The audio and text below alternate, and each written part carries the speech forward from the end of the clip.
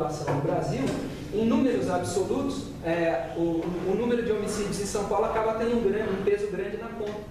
Mas aí o que acontece? Justamente lá no começo da década, lá em 2000, o estado de São Paulo sozinho, ele representava quase 1/3 de todos os homicídios do Brasil inteiro. Porque a gente tinha uma taxa muito alta, 48, certo? Parecida com a Europa de séculos atrás, no estado que representava ali 1/3 da população brasileira. Então o estado de São Paulo sozinho dava quase 1/3 dos homicídios do Brasil inteiro.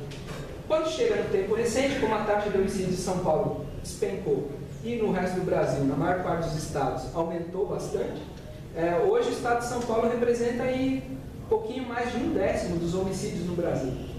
Ou seja, no período em que a desigualdade de renda no Brasil diminuiu, significativamente, conforme os dados da PNAD mostram, a criminalidade no Brasil inteiro praticamente disparou e no estado de São Paulo despencou. Então, se fosse verdade que existe uma relação direta entre desigualdade de renda e criminalidade, então a conclusão qual seria? É que a desigualdade de renda só caiu em São Paulo. Certo? A lógica do raciocínio tem que ser essa.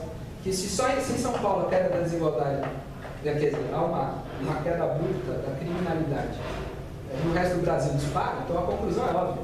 Em São Paulo a desigualdade de renda despencou, no resto do Brasil teve um aumento da desigualdade de renda. Na verdade, os dados de homicídio eles mostram que a criminalidade ela explodiu, principalmente no Nordeste. Certo? Em estados como Bahia, por exemplo, a taxa de homicídio nesse mesmo período ela cresceu até 240%, que é realmente uma explosão de assassinato. Certo? Sim, sabe? Então, assim, estados como Bahia, Ceará, né? Pernambuco, a criminalidade explodiu. Bom, então, se existe uma relação entre desigualdade e crime, então a relação tem que ser essa. No Nordeste, principalmente nesses estados, a desigualdade então só poderia ter explodido. Interessante que depois eu vi, né, quando começaram a sair esses dados da queda da criminalidade muito forte em São Paulo, logo veio esse pessoal aí nessa linha de pensamento, os núcleos de estudos de violência da USP, que já começaram a vir com essa justificativa. Não, a queda da criminalidade aconteceu foi por causa do Bolsa Família. Pelo amor de Deus, né? O cara está tirando sarro para nossa cara. Porque os estados onde mais se concentram os benefícios do Bolsa Família são justamente os estados onde tem mais gente pobre. São os estados do Nordeste. Nos estados do Nordeste, onde mais se investe em Bolsa Família, a criminalidade explodiu. No estado de São Paulo, onde tem menos Bolsa Família, até proporcionalmente, a criminalidade despenca. Então, assim, explicar a queda da criminalidade em Bolsa Família é uma piada. Né? Por que a criminalidade em São Paulo despencou? Simplesmente porque a polícia de São Paulo ganhou eficiência. Ela prende mais. Né? O Maluf, né? Brota na rua. Brota na rua, né? O estado de São Paulo é algo também, né? Ainda tem. Tiro só por causa do trocadilho. Exatamente. Mas policiando, né? Que era uma coisa que não acontecia antes. A polícia trabalhando. Exatamente. E aí a gente vê alguns autores, né? Eu mesmo já vi um sociólogo uma vez escrever um artigo no jornal Estado de São Paulo. Foi? Você estava mostrando do porquê, né, que teve essa diminuição de crime em São Paulo. Na verdade, é isso que eu queria comentar um pouco, né? Tirando um pouco da questão econômica do capitalismo, é uma variável muito grande que, por que só em São Paulo isso aconteceu?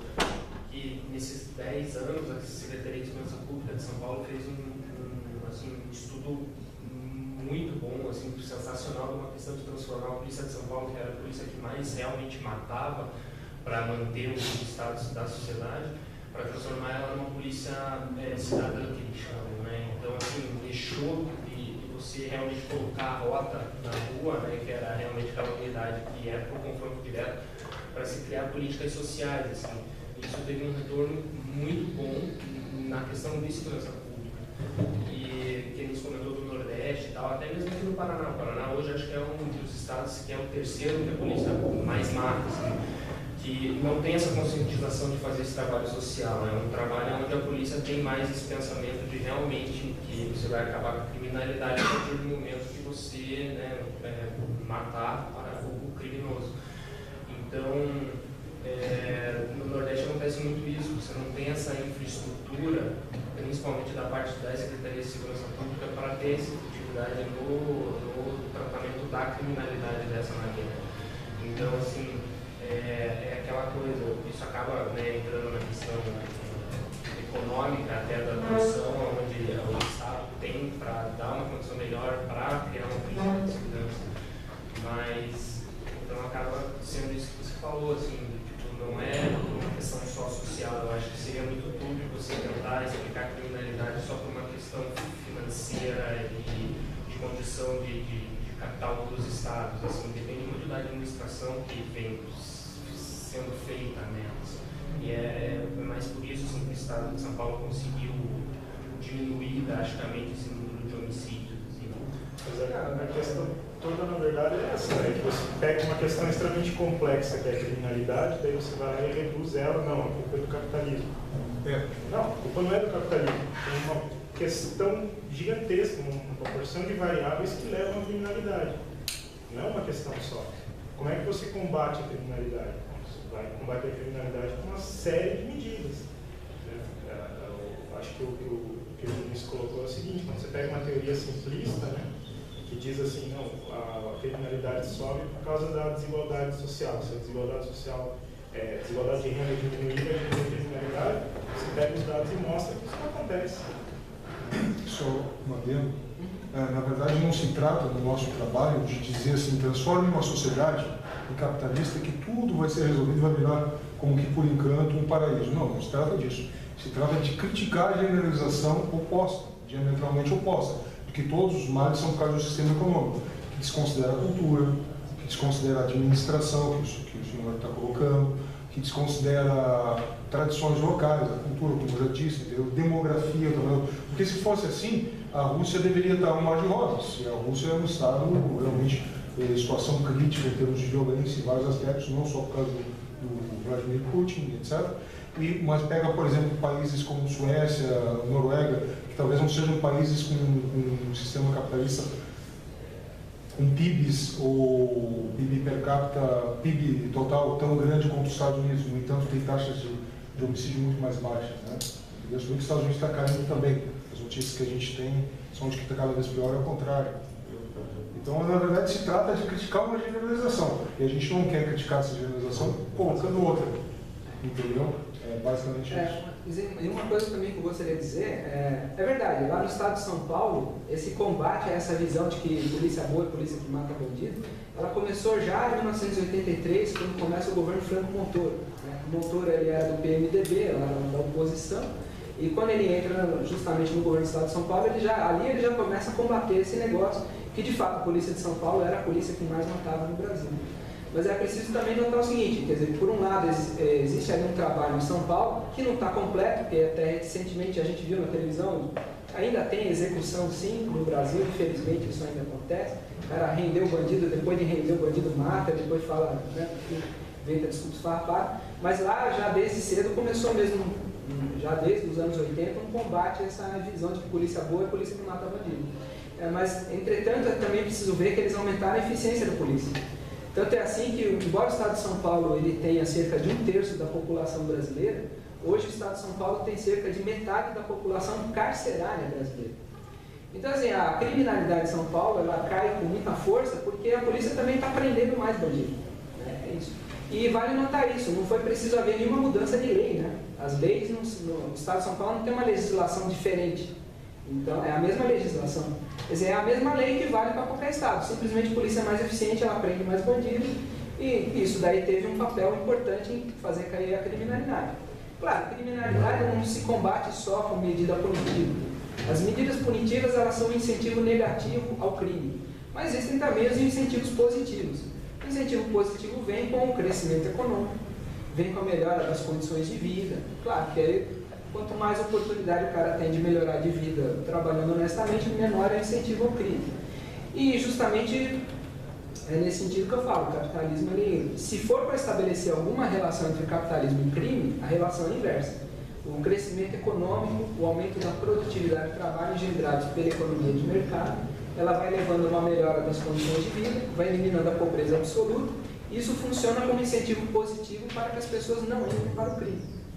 Ora, só incentivo positivo também não funciona, tá? Se a impunidade é grande, sempre, afinal de contas, esse negócio de dizer que pobre tende a virar bandido é mentira, certo? Preconceito. Isso é um preconceito. Mas é um preconceito que esse tipo de teoria anticapitalista acaba trazendo, certo? Se você diz que a causa principal da criminalidade é a pobreza, bom, então isso quer dizer que todo pobre tende a ser criminoso. Isso é uma generalização falsa. Na verdade, eu estou dizendo que tem muitos criminosos que são pobres, é um silogismo, né? Por quê? Porque tem mais pobres, ou pelo menos pobres relativos do que ricos relativos, então obviamente que ali vai ter mais criminoso, vai ter mais de tudo. É a mesma coisa, no Brasil está se matando cada vez mais gays. Crime de ódio, crime... Não, peraí. Quantos por cento isso representa? Eu não estou minimizando aqui o fato da violência contra gays, ou contra a mulher, ou contra qualquer outro grupo minoritário. Pelo contrário, eu acho isso horroroso. Mas, no entanto, a gente tem que se posicionar contra essas mistificações. Na verdade, a maior parte dos crimes que existem numa sociedade que tem 60 mil, ou talvez um pouco menos, 50 mil e pouco homicídios por ano, vai ser muito de tudo. Agora, proporcionalmente falando, né, a taxa de crimes de ódio, o crime disso aqui, homofobia, o crime étnico, em proporção aos demais, ainda é bem menor. Entendeu? Agora, não, isso para justificar ações de certos deputados, como Jean Willis. Está cada vez mais aumentando a homofobia. Não, senhor, pelo contrário, cada vez mais liberal. Basta a gente ver a nossa sociedade. Isso não estou falando que isso é um problema. Só estou dizendo que a generalização e a mistificação de dizer que está aumentando cada vez. Não tem que olhar os números sempre. Se não olhar os números, não vai saber o que está ocorrendo na realidade. E interesses em mistificar a realidade com propósitos políticos escusos tem para tudo que é lado. Desculpa. Não, nossa, problema. Bom, é o seguinte, na verdade meu tempo aqui já deu, então eu vou passar a palavra aqui para o Anselmo, tá? Senão eu vou tentar falar, me chama a atenção que eu... Tá tudo bem. Eu fiz um comentário que você falou que você discordou que o pobre tem que entrar no mundo, mas eu acho que na verdade a ideia não é essa. Na verdade, a ideia é de que o pobre tem maior pretensão a ser punido, porque ele representa a maior parte da população. Por exemplo, não é porque o pobre vai se tornar criminoso, mas ele tem maior tendência de, por exemplo, ser abordado em uma paragem da polícia, você tomar uma geral, ou numa blitz separada de uma pessoa que é pobre do que uma pessoa que tem está numa classe econômica maior. Acho que é a pretensão. Como se chama? David. David? Eu quando morava em Ribeirão Preto, interior de São Paulo, realmente isso existe ainda e era muito mais forte no passado. Eu tinha um cão, um pastor belga, né? E eu botei para adestrar esse cão, inicial da história. Ironicamente, sempre que eu passava um rapaz moreno, lá, o cão batia. Eu falei, o que está acontecendo? Aí eu fui ver, não tem mais um. O inicial estava adestrando ele dessa forma. Então, realmente, isso aí era uma prática muito comum no passado. Agora, eu me pergunto, será que ainda predomina isso? Né? Não estou dizendo que não exista. Uma coisa assim também que eu fico pensando, né, é que a gente trabalha com base naquilo que a gente vê, que a gente pensa, que a gente analisa. Mas será que se nós fizéssemos um levantamento estatístico, amostral, das abordagens policiais, a gente chegaria nesse mesmo resultado que a nossa impressão leva? Por exemplo, numa blitz, vamos pegar uma blitz que é feita à noite na rua. Será que é parado mais chevette do que Camaro, proporcionalmente ao número de carros que tem na população? Que são umas coisas assim, existe mais carro de pobre do que carro de rico, existe mais pobre do que rico, mas proporcionalmente na população, será que essas coisas acontecem na proporção que eles representam em grupos? Até um dia desses eu estava conversando com a minha esposa e a minha esposa de vez em quando tem uns acessos de feminismo, né? Quando ela acorda mal-humorada comigo, ela tem um acesso de feminismo. E daí eu estava conversando com ela assim, porque eu estava falando que as mulheres dirigem pior do que os homens. E aí ela ficou brava, né? Toda mulher fica brava. Daí ela falou, não, mas as mulheres se envolvem menos em acidente do que os homens. Então eu falei, da onde você tirou essa informação? Ela falou, não, porque as seguradoras cobram apólices menores das mulheres do que cobram dos homens. Isso mostra que as mulheres se envolvem menos em acidentes do que os homens. Eu falei, não, isso mostra que as mulheres se envolvem menos em acidentes que são acionados pelas seguradoras. Porque, em geral, os homens se envolvem em acidentes mais graves. Certo? Certo. Falei, mas eu acho que o que acontece? Em geral, mais homens dirigem bêbados do que as mulheres, em primeiro lugar. Né? Homens dirigem mais rápido do que as mulheres. E mais homens dirigem do que as mulheres. E além disso, homens dirigem mais quilômetros do que as mulheres. São 4 fatores que, se a gente corrigir todos eles, será que a proporção de acidentes vai dar mesmo? Né? Então, eu não tenho essa resposta, mas ela também não tem. Então, se a gente corrigir essas respostas, posso eu estar certo ou pode estar ela. Mas a gente não tem a princípio, entendeu? Então, daí posso tanto eu estar certo quanto ela. Então, é uma questão estatística, entende? A princípio, o raciocínio dela está correto. As mulheres pagam um prêmio menor que as seguradoras, então as mulheres dirigem melhor. Mas assim, a gente sabe que as mulheres dirigem menos milhas, menos quilômetros, no caso, né, do que os homens. A gente sabe que as mulheres, em geral, dirigem mais devagar, né? Homens tendem a dirigir mais rápido. E as mulheres bebem menos do que os homens. Os homens tendem a beber mais e a dirigir mais bêbado. Né? Se você corrigir todos esses fatores, pegar só homens sãos, que dirigem a mesma quantidade de quilômetros que as mulheres, né? Será que vai dar a mesma quantidade de acidentes?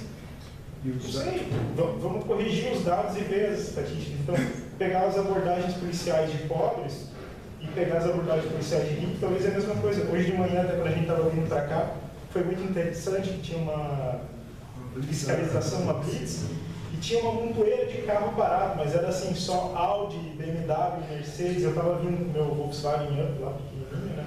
Nós 3 dentro, parecia a família do senhor incrível andando, tal. E aquele monte de carrão parado, né? Eu falei, pô, os caras estão parando só carrão, mas era uma blitz da polícia com a Receita Estadual. Então, eu sei lá o que os caras estavam aprendendo, entendeu? Mas hoje, em especial, muito mais rico foi parado na blitz do que pobre, né? Então, por quê, né?